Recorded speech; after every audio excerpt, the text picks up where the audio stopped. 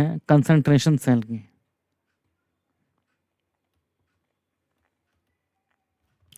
Concentration cell क्या होता है? ये इस तरह की सेल होती है जिसमें कैथोड और एनोड दोनों सेम सब्सटेंस के बने होते हैं। तो these are the galvanic cell in which anode and cathode are of same substance। ये दोनों क्या है? सेम सब्सटेंस के बने होते हैं, जिसमें डिफरेंस सिर्फ कंसंट्रेशन में होता है। अब इसका मतलब है इस तरह के सेल में, that is for such cell E not cell कितना होता है? 0 होता है, क्योंकि ई नॉट सेल किसके इक्वल होता है? ई नॉट सेल इक्वल होता है E not cell equals to E not oxidation potential plus E not reduction potential. अब जब फॉर अ सेम सब्सटेंस, अगर फॉर अ सेम सब्सटेंस, अगर सब्सटेंस ही सेम हो तो E not oxidation potential equals to minus of E not reduction potential. तो बच्चों इस तरीके से ई नॉट ऑक्सीडेशन पोटेंशियल और ई नॉट रिडक्शन पोटेंशियल क्या होते हैं? एक दूसरे के अपोजिट होते हैं, साइन में ही डिफरेंस होता है। तो इस तरीके से हम कंसंट्रेशन सेल डिफाइन करते हैं। ठीक है बच्चों। अब अगर हमारे से पूछा जाए कि कंसंट्रेशन सेल, अब पूछा जाए कि इसका किस तरह की होती है, तो दिस सेल रिएक्शन क्या होती है? The cell reaction takes places due to the difference in concentration of electrolyte और डिफरेंस, अगर पार्शियल गैस हो तो डिफरेंस इन पार्शियल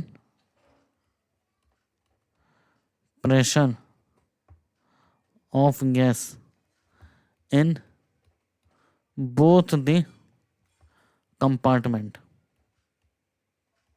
तो अगर गैस क्यों चलती है फिर? सेल क्यों वर्क करती है? सेल वर्क करती है क्योंकि इसमें जो इलेक्ट्रोलाइट है उसका कंसंट्रेशन अलग होता है और गैस है तो उसका पार्शियल प्रेशर क्या होगा? वो भी अलग होगा। ठीक है। अब हम इसके ऊपर कुछ क्वेश्चन देखते हैं। जैसे क्वेश्चन है, determine EMF of the following cell at 298 kelvin.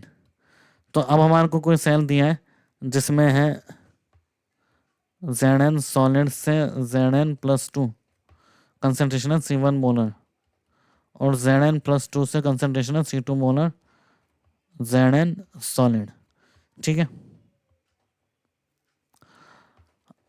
अब determine EMF of the following cell. अब इस तरह के सेल के EMF को कैसे डिटरमाइन करते हैं? सबसे पहले हम देखते हैं कि इस तरह के सेल में जो होता है किस तरह से हम आयंस का यूज करते हैं या फिर किस तरीके से इसका स्ट्रक्चर होता है। तो सेल का स्ट्रक्चर देखने के लिए हम दो कंपार्टमेंट लेंगे इस तरीके से। यहाँ जिंक रॉड है, यहाँ भी जिंक रॉड है, यहाँ कंसंट्रेशन C1 मोलर है और यहाँ कंसंट्रेशन C2 मोलर है। ठीक है। यहाँ हमने बल्ब लगाया है। ठीक है। अब इस तरह के जो सेल होते हैं इसमें हम बीच में क्या है? पोरस, इस तरीके से पोरस ट्यूब ऐड कर देते हैं। इस तरीके से है पोरस ट्यूब। ठीक है। और यहाँ पे एक इस तरीके से पोरस ट्यूब होती है तो जिसमें इधर तो पास होता है सल्फेट आयन SO4-2 और इधर पास होता है जिंक आयन Zn+2। ठीक है। अब ये कैसे होगा? जैसे यहाँ जिंक सल्फेट का सोल्यूशन है ZnSO4, C1 कंसंट्रेशन है और यहाँ भी जिंक सल्फेट का सोल्यूशन है ZnSO4 और यहाँ है C2 कंसंट्रेशन, C2 मोलर। और ये कौन सा कंपार्टमेंट है? ये है एनोड कंपार्टमेंट।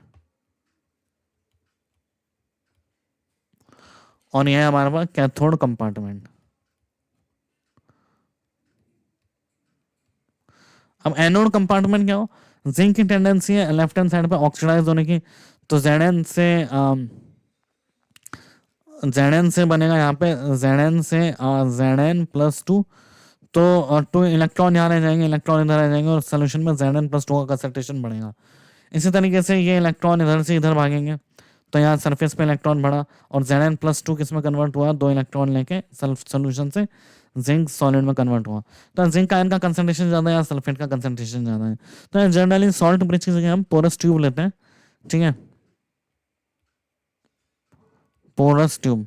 अब पोरस ट्यूब में क्या होता है, यहाँ पे कंसंट्रेशन इस तरीके से सल्फेट आयन इधर से इधर गया। ठीक है, तो यहाँ पे जो चेंज इन कंसंट्रेशन है, इनका कंसंट्रेशन चेंज की वजह से जो फ्लो है इलेक्ट्रॉन का वो होता है। ठीक है, तो इंटरनल सर्किट में सल्फेट आयन की वजह से और जिंक आयन की वजह से फ्लो है, और आउटर सर्किट में इलेक्ट्रॉन की वजह से फ्लो है। तो इस तरीके से वर्किंग होती है। तो करंट की डायरेक्शन है यहाँ पे इस तरफ आउटर सर्किट में, इनर सर्किट में करंट की डायरेक्शन इस तरफ। तो इस तरीके से यहाँ जिंक ZnSO4 इसमें कन्वर्ट होता है। ठीक है, अब हम आते हैं नेक्स्ट,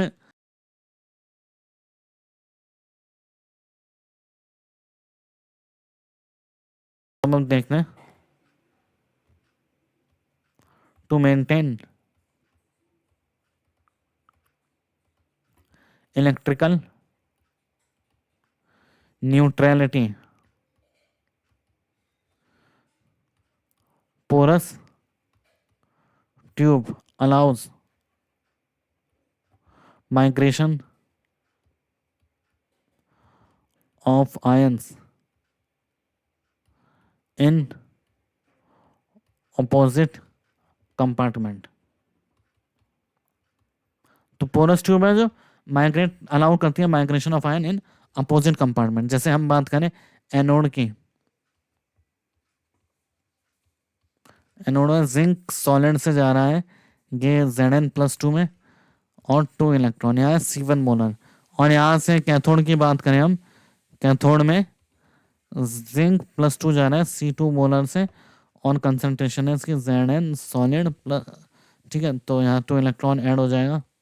अब इसका नेट लेंगे हम, तो जिंक से जिंक तो कट जाएगा, लेकिन यहाँ Zn+2 से Zn+2 हम कैंसिल नहीं कर सकते। Zn+2 C2 मोलर है और ये जा रहा है Zn+2 C1 molar.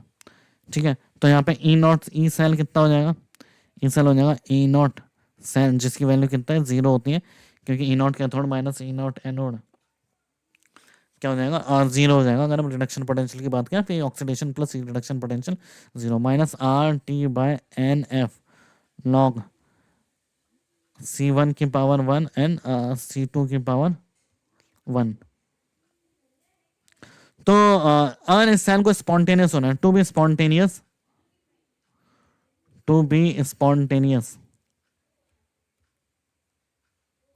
C2 should be greater than C1। C2 की वैल्यू किससे ज्यादा होनी चाहिए, C1 से ज्यादा होनी चाहिए। स्पॉन्टेनियस होने के लिए C2 should be greater than C1। अगर C2 C1 से ज्यादा होगा तो ई सेल की वैल्यू क्या होगी, ग्रेटर देन 0। तो इससे क्या होगी, रिएक्शन स्पॉन्टेनियस होगी।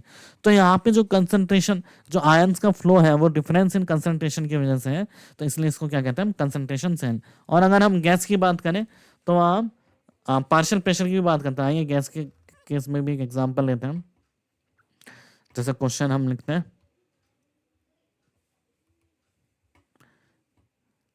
Calculate EMF of the cell. इस सेल का EMF बताना है। प्लेटिनम सॉलिड है, हाइड्रोजन है, गैस ऑफ 1 बार, H+ है 10⁻⁻8 मोलर, H+ एक्वस है 0.001 मोलर, और हाइड्रोजन है गैस 1 बार, और प्लेटिनम है सॉलिड। अभी हम बात करेंगे कि हम प्लेटिनम सॉलिड राइट में क्यों लिखते हैं, लेफ्ट में क्यों लिखते हैं, सब बात हम टाइप ऑफ हाफ सेल में करेंगे। लेकिन अभी इस क्वेश्चन में हमारे को E0 ऑफ द सेल निकालना है। ठीक है,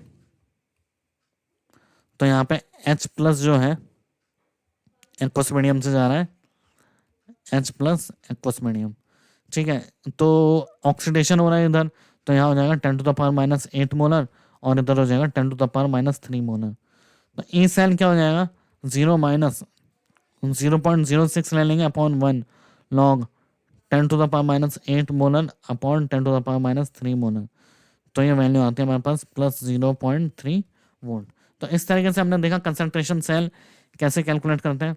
आइए एक और क्वेश्चन देखते हैं इसके ऊपर, और क्वेश्चन चेक करते हैं किस तरीके से इसका हम आंसर देते हैं। क्वेश्चन है for the cell platinum H2 है 0.4 ATM और H प्लस है जिसका pH कितना है 1 और यहाँ सॉल्ट ब्रिज है H प्लस pH कितना है 2 H2 0.1 ATM और प्लेटिनम। ठीक है ये है। तो हम बात करें इसके आंसर की, क्या आंसर होगा सेल का। E naught of the cell पता करना हमारे को 25 डिग्री पे for the cell. E cell है 25 डिग्री सेंटीग्रेड, कितना होगा। तो हम जानते हैं एनोड पे क्या रिएक्शन हो रही है, एनोड पे रिएक्शन हो रही है H2 gives 2H plus plus 2 electron और यहाँ 2H प्लस प्लस 2 इलेक्ट्रॉन मिलके बना रहा है H2। यह 0.1 ATM और यह है 0.4 ATM। यह 10 to the power minus 1 molar, यह 10 to the power minus 2 molar. ठीक है। अब ई सेल कितना है यहाँ पे, ई सेल कौन सा 0 minus 0.0591/2 log 10 to the power minus 1 का square into 0.1 upon 0.4 into 10 to the power minus 2 का स्क्वायर। तो ये वैल्यू आते हैं माइनस 0.041 वोल्ट। ठीक है बच्चों, तो इस तरीके से हमने देखा कंसंट्रेशन सेल क्या होते हैं और उसको कैसे यूज करते हैं हम।